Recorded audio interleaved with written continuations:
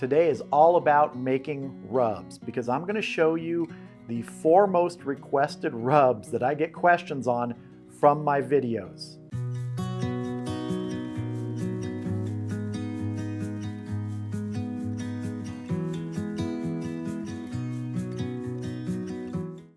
Yeah, so we're going to be making 4 rubs today. They're super easy to make, very simple ingredients.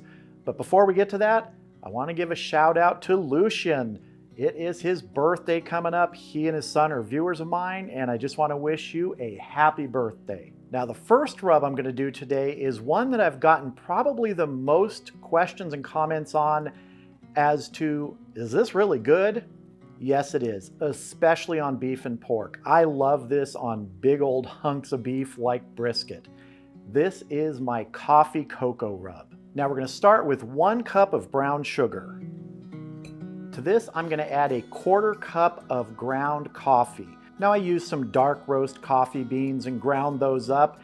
Gets it to the consistency I want. It doesn't have to really be a powder, and if you just want to use certain coffee grounds from something that you buy, go ahead.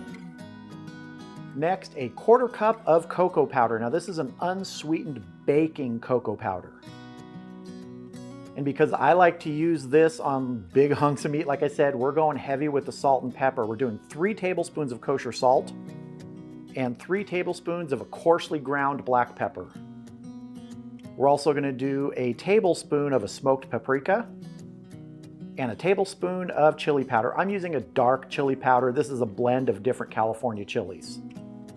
I'm just going to get in here and mix this up.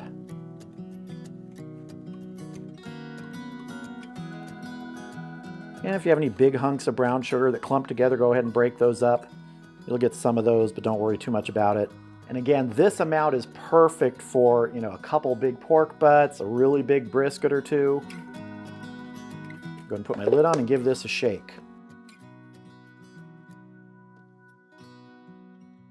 That is what I'm looking for. Now this rub and any of the other rubs I'm doing today, I don't make these to store for a long time. I usually make these and I will use them that day or the next day.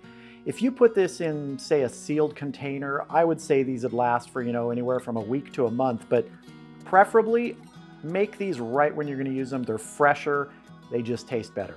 This next rub is my Southwestern garlic rub. Now I like to use this on things like chuck roast when you're not going for a sweet flavor profile.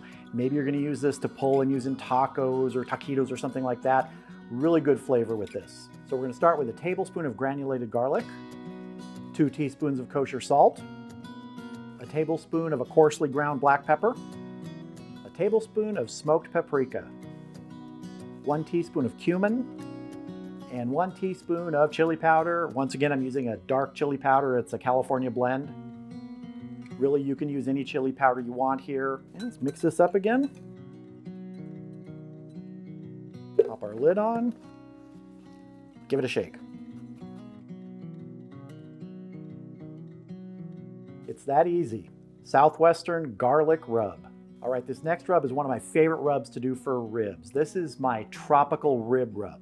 It's a variation on a pineapple brown sugar rub that I did for ribs in a video quite a while back. This has an additional ingredient to really round out that tropical flavor. We're going to start with 1½ cups of brown sugar.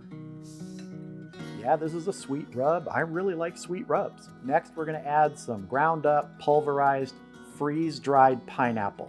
I'm going to be using freeze-dried pineapple and freeze-dried mango today. These are from a 1½ ounce pouch of each, so a total of 3 ounces. And you will get some clumps from this because it starts to absorb moisture right away. Don't worry about that. When you get this on the surface of the ribs, it grabs onto that moisture there and it's just terrific. It dissolves. So that's the pineapple. Here is our mango, 1½ ounces of ground up freeze-dried mango.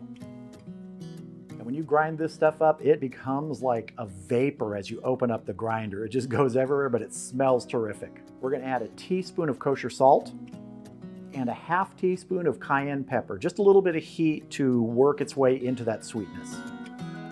And mix it up.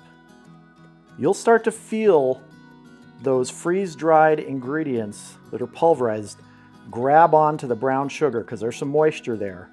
You just got to let it work. And again, when you get this on those ribs, those little chunks that are left here are going to start to dissolve, and that flavor is amazing. You can almost see some of that clumping as it comes away from the side. Don't worry about that. I love using freeze-dried fruit in rubs. Raspberry is great. Any big pieces, just get in there, smash them down a bit. Put your lid on and shake. You can see, once again, those big pieces that sort of grab together, but they will fall apart and dissolve on the surface of the ribs. This is also good on pork butt, pork loin, things like that. I really prefer this on pork. I've tried it on beef and it's okay, but I think it really marries well with pork. All right, let's get to our last rub. Finally, this is my brown sugar pepper rub. Now, this is the one that I've gotten probably the most comments on, of people saying, I wasn't really sure about this and I tried it and it was fantastic. This is one of my go-to rubs for ribs. It just works so good because you have that real nice bite of the black pepper and the sweetness of the brown sugar. It's not complicated, just 5 ingredients. We're going to start with a cup of brown sugar.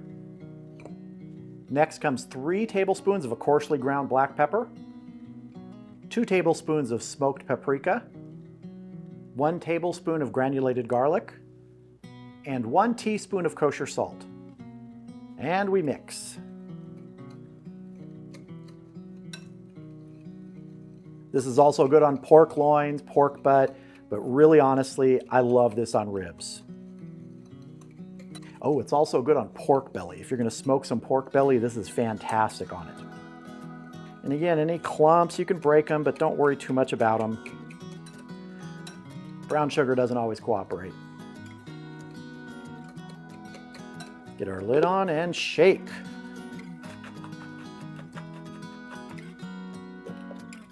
There we go. Brown sugar pepper rub, the last of the 4 rubs I'm showing you today. So that's how simple it is to make these rubs, or really to make any rubs.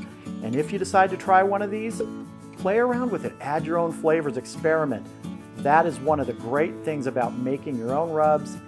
You get to make it the way you want and get the flavors that you're really looking for.